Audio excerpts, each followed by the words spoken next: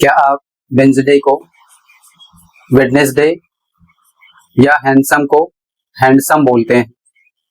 तो यह वीडियो आपके लिए है, क्योंकि वेंसडे को वेडनेसडे नहीं बोला जाता। आज हम सीखेंगे साइलेंट लेटर डी के सारे रूल्स, एग्जाम्पल्स, प्रोनाउंसिएशन और एक्सेप्शंस। एक बार यह नियम याद हो गए तो आप कभी गलत नहीं बोलेंगे। तो चलिए शुरुआत करता हूं। इसमें लिखा है, जब किसी वर्ड में डी के बाद एन आता है तो डी साइलेंट हो जाता है, अर्थात वहां पर आपको डी नहीं बोलना है। उदाहरण के माध्यम से समझिए। यहां पर पहला जो शब्द है WEDNESDAY, इसका सही उच्चारण होता है वेंसडे, जबकि इसको आप पढ़ते हैं वेडनेसडे। अगला शब्द है HANDSOME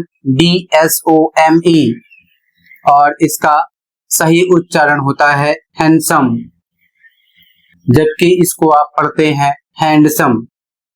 अगला शब्द है SANDWICH, इसका सही उच्चारण है सैंडविच। और इसका इस तरह पढ़ने का मुख्य कारण क्या है? तो मुख्य कारण है एन के बाद डी आया है, और जब कभी एन के बाद डी आता है तो डी साइलेंट हो जाता है। इसके आगे कुछ अपवाद भी हैं, अभी मैं आपको बता दूंगा। ये अपवाद लिखे भी हैं, आगे आपको बताऊंगा कि अपवाद कौन कौन से हैं। दूसरा नियम है, जब किसी शब्द में DGE एक साथ आए तो डी साइलेंट हो जाता है। उदाहरण देखिए, BRIDGE, इसको पढ़ेंगे ब्रिज।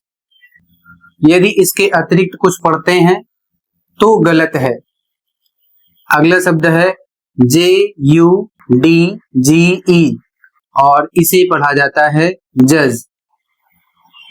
इसके अतिरिक्त कुछ पढ़ते हैं तो सही नहीं है। अगला शब्द है LEDGE, इसे पढ़ा जाता है लेज। अगला नियम है ग्रैंड कंपाउंड वर्ड्स। जब ग्रैंड किसी दूसरे वर्ड के साथ मिलकर कंपाउंड बनता है तो फास्ट स्पीच में डी साइलेंट हो जाता है। जैसे इसे आप पढ़ते हैं आसानी से ग्रैंड मदर, अलग अलग पढ़ते हैं तो इस तरीके से पढ़ सकते हैं।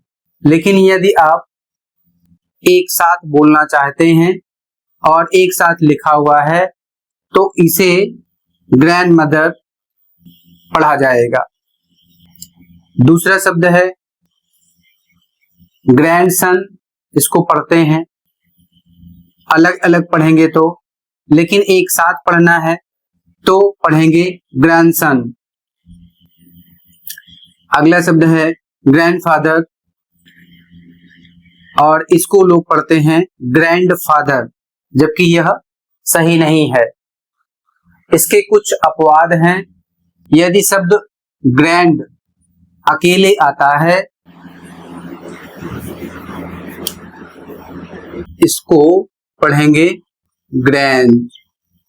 अगला शब्द है, ये सभी अपवाद हैं और इसमें कोई नियम काम नहीं करता है। अगला शब्द है एडवांस।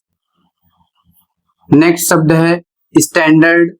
इस शब्द में देख सकते हैं एन के बाद डी आया है, लेकिन यहाँ पर डी साइलेंट नहीं हो रहा है।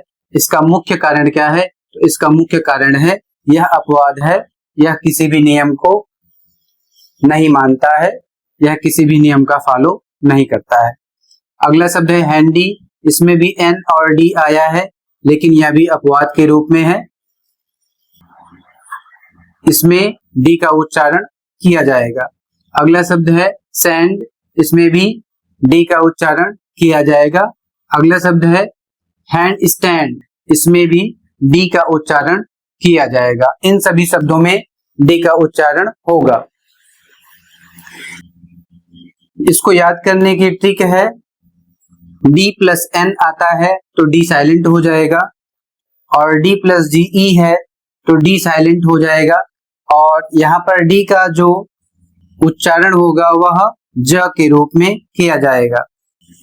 और अगला ग्रैंड कंपाउंड, अर्थात ग्रैंड के साथ कोई शब्द आता है और कंपाउंड के रूप में होता है तो वहां पर डी साइलेंट हो जाएगा जब फास्ट स्पीच करते हैं तब। यह वीडियो हेल्पफुल लगी हो तो लाइक करना मत भूलिए, और अगर आप इंग्लिश प्रोनाउंसिएशन इंप्रूव करना चाहते हैं तो चैनल सब्सक्राइब कर लें और बेल आइकन जरूर दबाएं। कमेंट में बताइए वेडनेसडे को आप पहले कैसे बोलते थे। नेक्स्ट वीडियो में हम पढ़ेंगे साइलेंट लेटर ई।